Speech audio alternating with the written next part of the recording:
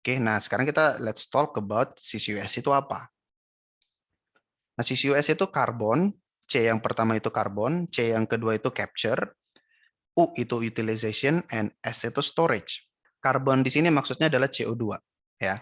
Yang pertama adalah capture. Oke, jadi kita tahu ada sumber CO2, macam-macam sumbernya, gitu ya. CO2 ini harus kita capture dengan teknologi-teknologi yang ada.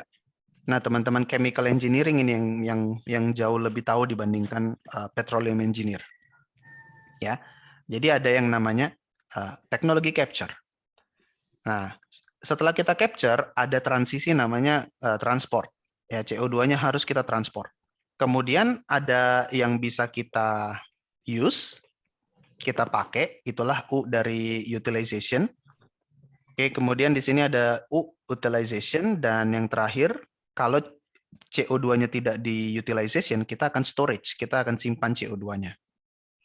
Ya, jadi ke CO2 di capture, tangkap dulu, diisolasi, kemudian ditransport somewhere, ada yang ke pemakaian, di use, dan ada yang disimpan. Nah, value chain-nya kira-kira seperti ini. Di capture, ada banyak teknologi dan skema untuk mengcapture CO2. Ada post-combustion, oxygen-fired combustion, pre-combustion, ya. Equipment-nya juga banyak, macam-macam. Kemudian CO2 ditransport bisa via pipeline, dengan ship, atau dengan di jalan gitu ya, dengan kereta, ada tangki-tangkinya.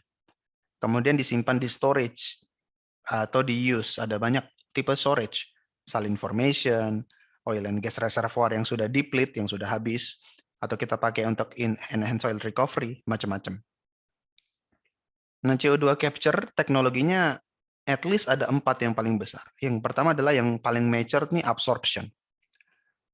Oke, absorption ini sudah dipakai oil industry dari lama banget ya, karena oil industry ada natural gas.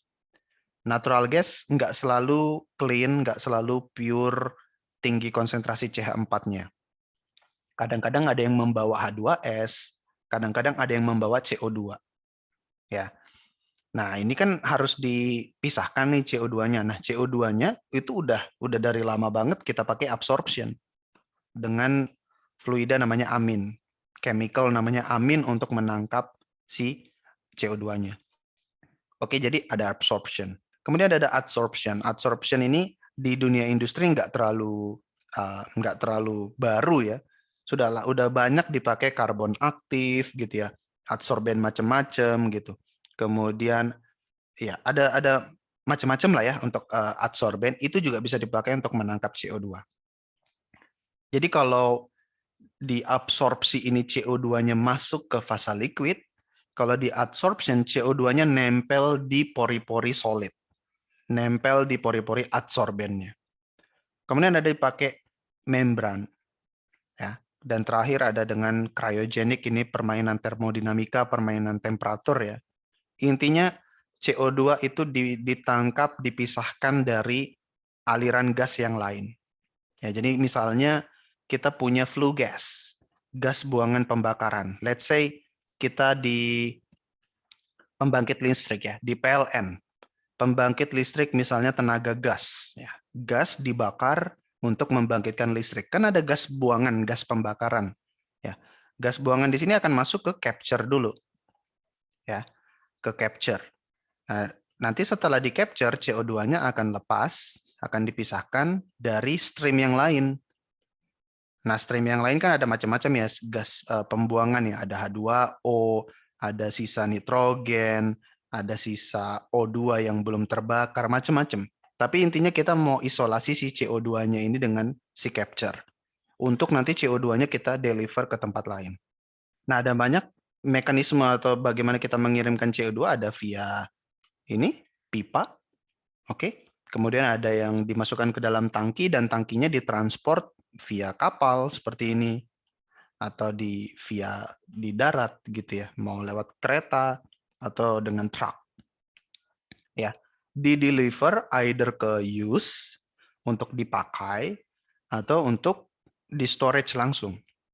Ya, kalau di use ada beberapa ya. Jadi ini sedikit kartunnya aja atau posternya aja. Jadi Ada factory lah, ada factory, entah ini pembangkit listrik atau macam-macam lah, yang intinya dia melepaskan CO2.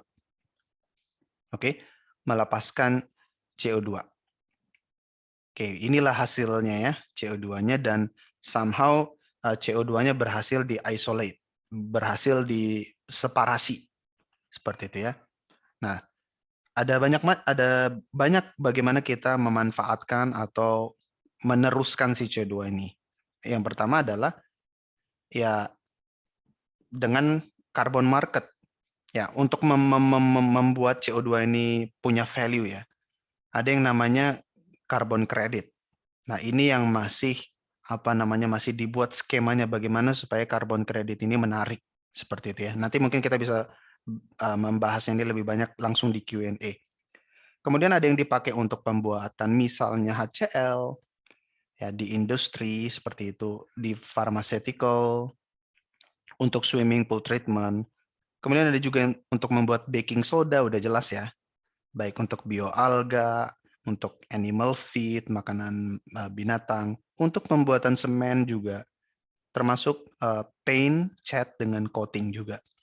Kemudian juga ada untuk bleaching, untuk municipal water treatment. Jadi itu maksudnya CO2-nya diuse.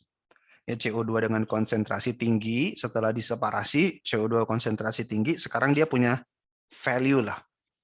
Ya, dimasukkan mungkin ke industri semen, untuk pembuatan semen, untuk cat, untuk pharmaceutical, atau untuk bleaching, seperti itu ya. Itu untuk use.